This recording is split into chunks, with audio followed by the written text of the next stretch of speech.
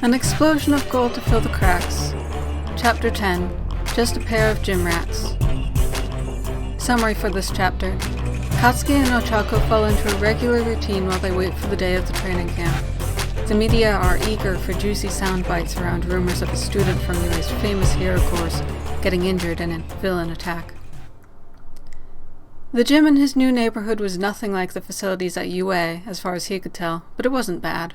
Rooms for sparring, weights, exercise machines, and not overcrowded. On his first day, they had just focused on one of the sparring rooms, Katsuki grumbling at the restrictions of quirk use. The room wasn't fortified for his kind of quirk, and Ochako had nothing around to make float either. The following days, she showed him around, helping him slowly memorize the layout of the building. Even if it wasn't state-of-the-art like UA, Katsuki quickly became a regular. Hey, it was closer. You sure you're okay, Gachan? You look like you're about to pass out. With Ochako at his side most of the time.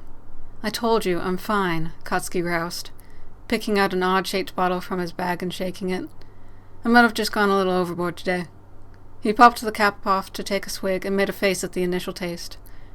Lukewarm protein shake.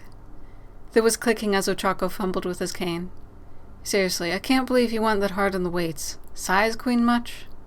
Stop worrying over me. I said I'm fine. That's my normal workout. Before she could argue, he added, I need to be not weak when we get to camp. You're sounding just like static. Who, Denki? No, that's Pikachu, the green static nerd. Please just say Deku. No. He didn't want to say it, so he wasn't going to say it. Let's go home, he said, trying to down more of his protein shake, and grabbed his bag. Remember the way to the exit? Not really. Lead the way, I'm good. All right. God, she was so energetic. It reminded him of Izuku, and that annoyed him. Pumped up by her workout, while Katsuki had done a little too much on his own workout. She was apparently pretty new to working out at the gym, her battle spirit having only recently been kindled during her internship. But at least she was familiar enough to show him around on his first few days coming here. Ochako even had something of that rambling habit of Izuku's, but not nearly as muttery, and the topics were much more casual. Katsuki followed her voice, responding to her light touches on his arm for when to turn, or if there was something else he needed to pay attention to. He didn't mind listening to her talk, actually. Ochako's voice stopped. She sighed. Katsuki came to a stop beside her. It's outside, there's... Yeah, I hear them. Katsuki cut her off. Of course the media had finally gotten wind of the incident, and had subsequently tracked down what gym he now frequented. Maybe they just heard that a pro hero works out here? Come on, let's just go, he said, taking a few steps towards the noise of reporters outside. It was familiar enough from the reporters hounding the gates to interview students about All Might. Gachan, what about your cane? Ochako stumbled, trying to nudge his arm with it. Katsuki sighed, taking it. Fine, I'll hit their shins and say it was an accident. Ochako walked with him towards the doors as he checked the cane was locked at its extended state, but he could tell she was nervous. Hell, he was a little nervous, but with a few swings of his cane, they would make room and hopefully not recognize the two of them from the UA Sports Festival. The sound boomed as they opened the door. Katsuki heard the chirp of quirks aiding the microphones and cameras. He leaned back as the reporters leaned in. Bakugo Katsuki! Shit, no such luck.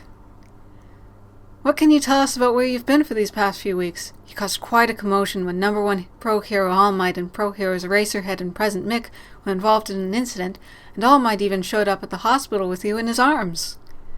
Man, this reporter talked fast. Is that scar on your face from a serious injury in the villain attack? Where were they at the scene?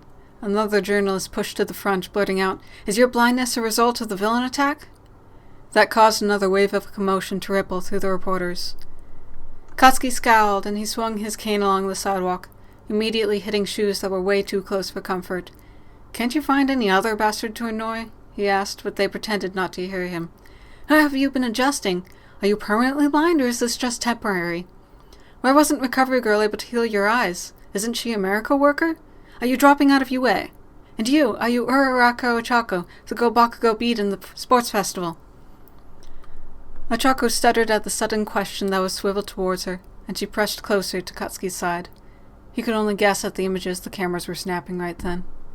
Katsuki rolled his eyes and swiped his cane at a few unprepared shins. "Get out of our way," he demanded, continuing to hit shins until the reporters started to step back, giving them space to start walking again. "Just a few words, Bakugo." The reporters continued to hound them, an easy feat to do considering the two of them were walking at a snail's pace.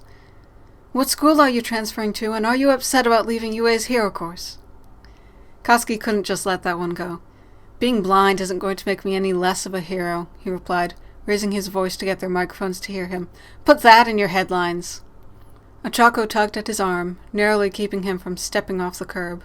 That declaration seemed to have stalled them for long enough, since Katsuki found fewer shins on the way to smack. God, they're so annoying. Can't they leave us alone when we're doing ordinary stuff? He took another swig of his protein shake, keeping his cane sweeping left and right along the ground in front of them. "Thanks for getting us out of that, Kachan," Ochako said, a smile in her tone. "It doesn't look like they're following. Do you want to come over for dinner later? I don't think my parents have met you yet." "Sure, I've got the hang of chopsticks again, and it'd get me away from my parents for a little longer." Ochako chuckled. "I think I can imagine why. One condition." "Yeah?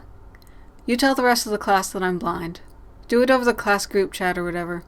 I just don't want everyone crying and being awkward about it in front of me. That kind of thing was just uncomfortable to think about. Better to skip that stage of shock altogether." "Consider it done, Kachan." She was way too chipper for him, but he supposed he would manage. End of Chapter 10.